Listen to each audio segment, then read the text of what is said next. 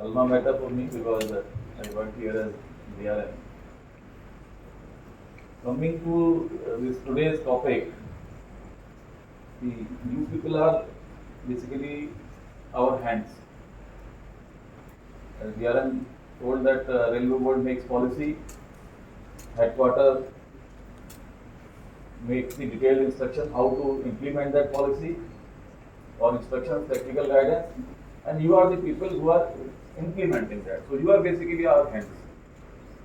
At the same time, you are our eyes and ears also, because we can't go every day in the field. You people are there in the field, so through you we get the feedback about the health of the system, how the system is working, what work is going on. So basically, you are our hands, eyes, and ears. So this is the opportunity for me to interact directly with you people. Otherwise, we interact through DRMs or through other officers. Pavani, in her opening speech, she told about this LP. She gave example of her uncle. He was LP Rajdhani, and his confidence on signaling, just by seeing the signaling, he is running the train at 120 or 130 km per hour. It is true for all the departments. The track is intact. The driver gets confidence because our freeway staff are working day in, day out. Even night, during foggy weather, during rains, monsoon patrolling is going on. During the cold weather, night patrolling is going on. During summer, also the hot weather patrolling is going on. So that makes the LP confident that the track is intact. Signaling gives that the section is clear or the track is clear. The rolling stock, the BPC given by the mechanical staff after examining the rake, whether it is goods rake or passenger rake, that gives the confidence to LP that the load which he is pulling is safe to run. So all departments put together basically run the train safely. No department is bigger or no department is smaller. All are equally important. You can say it's a chain, and we are the part of that chain. Each individual department is part of the chain. If any department is weak, the complete chain will become weak. Why I am saying that? What happens over a period of time? People resort to the word which has been talked about a lot during the past few days, is shortcut. ADRM during his presentation, he has brought out the various deficiencies which have been noted during the various drives which have been held during the last 6 months, and why and how those deficiencies can be overcome. That also he has tried to explain. Now the question is why those deficiencies are there. Why we are adopting to shortcut. Or there is another thing called jugaad. Sometimes we adopt or we resort to jugaad. Today, suppose you are supposed to maintain something properly, which should last for at least 15 days, because your next schedule of visit is after 15 days. If you don't maintain it properly, and if you maintain it using the jugaad, that thing will not last for 15 days. That means it will result into some failure, and you will have to come and attend that. And once you come and attend that, then you will be sacrificing the maintenance schedule of somewhere else. Because you don't have that free time. Every day you have some of the other schedule of maintenance you have to carry out as per the program. But if you don't carry it out properly, it will result into failure. You will have to run either in day or in night to attend that failure. And once you go there, that means you will sacrifice somewhere else. So that will result into some other failure because you have sacrificed the maintenance. So it's a vicious circle. We have to follow the prescribed procedures of maintenance, technically and procedurally, both the things. Now, how to carry out that maintenance, what type of material should be used, how to check it, how to measure it, how to correct it, that is the technical part of it. Second part is the procedural part, which is under what conditions, by issuing the disconnection memo or by taking a block or by imposing a caution order, that also is equally important.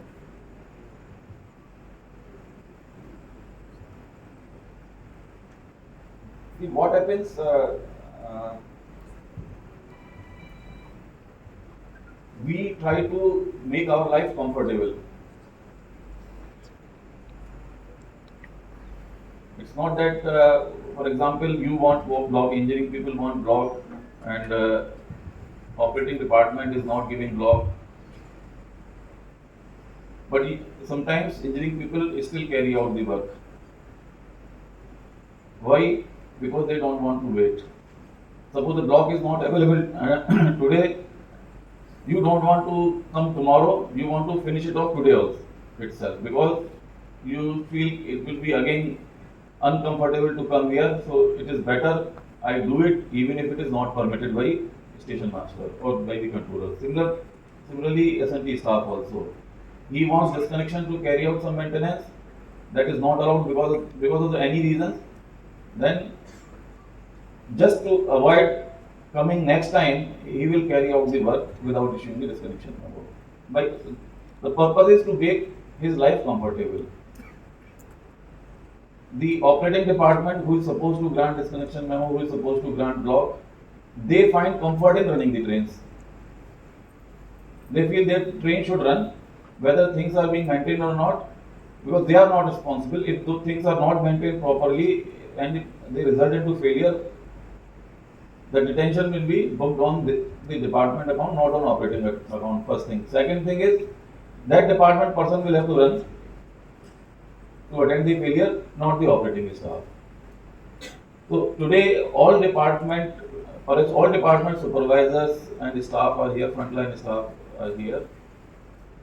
We have to respect the requirement and work of each other. Sometimes our aims or objectives may be slightly conflicting. I will not say completely conflicting, but slightly conflicting. Though all aims are aligned towards the organization goal, but department-wise there may be some conflict. Or, as I said, operating department, they want to run train, whereas PWay, mechanical, S&T, electrical, they have to maintain the assets. For maintaining the assets, you want to stop the train. So here there is a slight conflict. So I'll request all departments to respect the work of each other, to respect the requirement of other departments, because all departments are working for the railways. No department or nobody is working for himself or for his department or her department. They are working for the railways. If the track is not maintained timely, it will result into application of caution order, which will affect the movement of train. So by not giving block or by not allowing disconnection memo, though people may feel yes, my train movement is going on smooth, but no, it will result into detention of trains, because caution order will have to be applied, or it will result into some failure which will block the traffic movement. So basically we have to see the other person's requirement also. See, sometimes what happens, all of you or most of you must be leading a very happy married life, family life. Suppose your child demands, he or she wants to go to mall today evening. Okay. You have come back from office or you have come back from field. You may be feeling tired and you may not be willing to go to a mall. But what you do? Just to keep your children happy or your child happy, you go. Though you may not be feeling comfortable. So here also one department should sacrifice something to keep the comfort of other department into consideration. For example, operating department, yes, they have to stop the train to allow the maintenance to be carried out. So what has been decided in the light of the recent accident which you all must be knowing, there is a provision of corridor block in the working timetable. So far, that corridor block was being used for running goods trains, and that was not sacrosanct. Now that has been made sacrosanct, that corridor block will be given.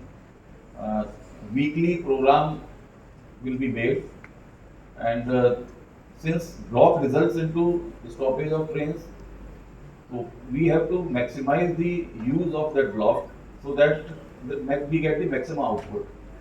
So for that purpose, uh, we are introducing the concept of, not introducing, it was there, it gone into disuse. Now we are again trying to bring that concept of integrated block.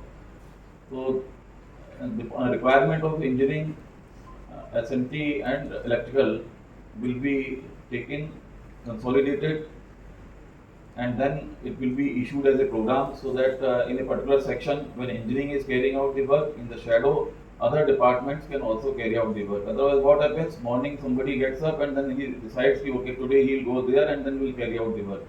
So everybody demands block or disconnection memo, but at different places. So now you have to see, you have to now make operating department comfortable by combining all these things into one section, one or two sections, so that the everybody works in the same block, so that the total duration of block gets minimized. So that concept we are introducing, and every week the planning will be done, and that will be known to all in advance, so that you are prepared, well prepared. Otherwise what happens, you go with the resources, ask for the block, whole day block is not given, you feel frustrated, and then sometimes you resort to shortcut. So that we do not want. The block will be assured and it will be given to you, but at the same time you have to see that whatever block is given, you have to give the desired output in that block. So whatever man, whatever machinery, whatever tools, whatever material is required to carry out that particular work in a block, that you have to arrange in advance, so that you can make full utilization of the block.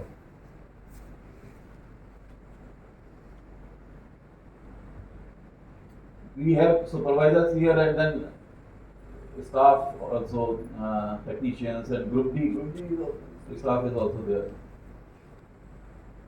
See what happens, lot of new recruitment is going on in PV, lot of gangmen have been inducted. Similarly in operating also, lot of new ASMs have come. See, even after theoretical training in Zara TI or some training to gangmen, there are certain things which come with the experience. You can't expect a person who has joined today as smart, as skilled as a person who has been working for the last 2-3 years or more than that. What happens, our supervisors, when they go into the field, they try to inspect and try to find out the fault with the maintenance carried out by the technicians or by the good staff. That is one part of your job. But more important than that is, whenever we go, whenever any supervisor of any department, when he is going in this section, carrying out the inspection, his aim is not only to find out the mistake, but his aim should also be to test the knowledge of the staff who is working there. How he is carrying out a particular work, that questioning should be there. And if you find that the person doesn't know the procedure to carry out a particular work, then he should be counseled, he should be made to understand that. Otherwise what happens, sometimes even experienced people over a period of time, they start cutting short the procedure, and then that becomes the system. So that is where supervisors have to play a role. They not only have to see the deficiency, get them corrected, not only of the assets, but also the deficiency of the staff. If they lack technical knowledge, so you have to question them. You have to ask how they carry out their work day-to-day basis. So you have to question their technical knowledge. You have to question the procedure they follow. And if you feel it is not as per the prescribed procedure, then it has to be corrected. Or if you feel you can organize it on-job training by collecting the staff from the nearby stations. At some bigger station you can organize. If you feel all over the section the people are having wrong knowledge or they do not have the proper knowledge of the procedures, so that also can be done. So the purpose of similarly the officers, the field officers like junior scale, senior scale officers, when they are going, they also have to test the knowledge of supervisors, whether supervisors knows the job or not. Nobody here is perfect.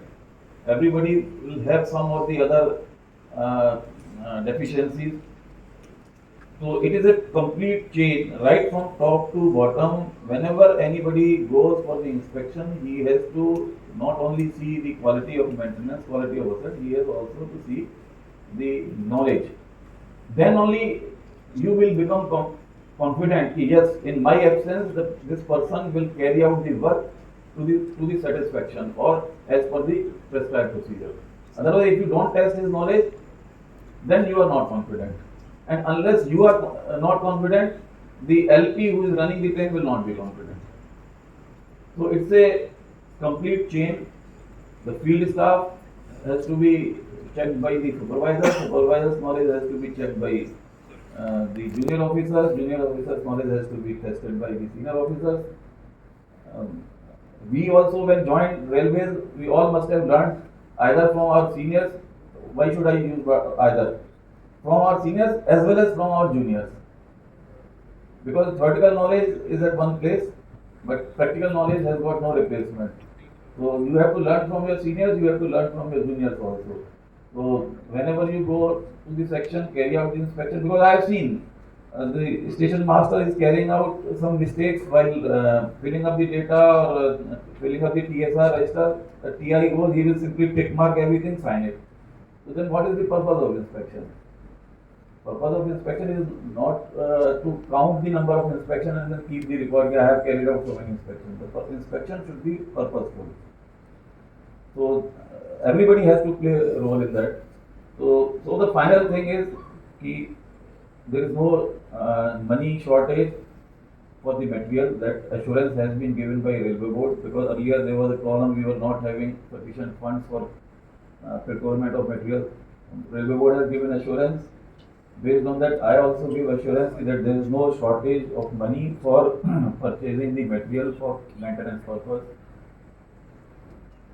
Blocks, description memo will be granted when as per the planning, and in case of emergency, there is no question asked. When you say it is emergency, I need to avail block, that block will be given.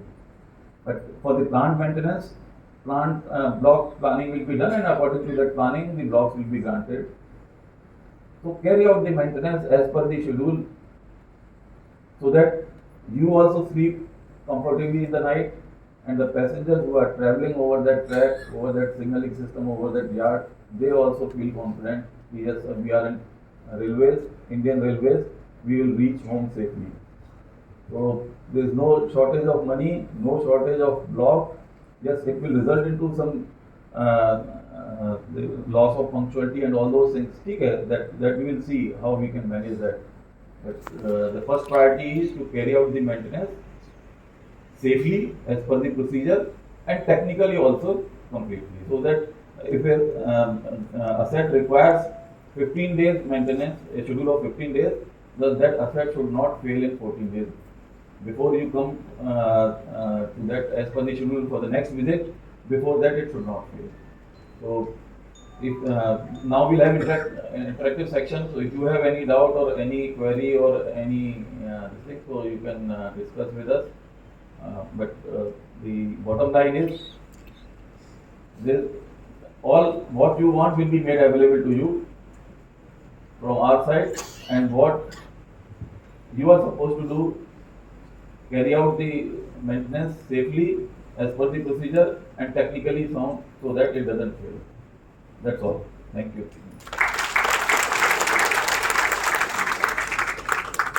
Thank you, sir. Very likely said.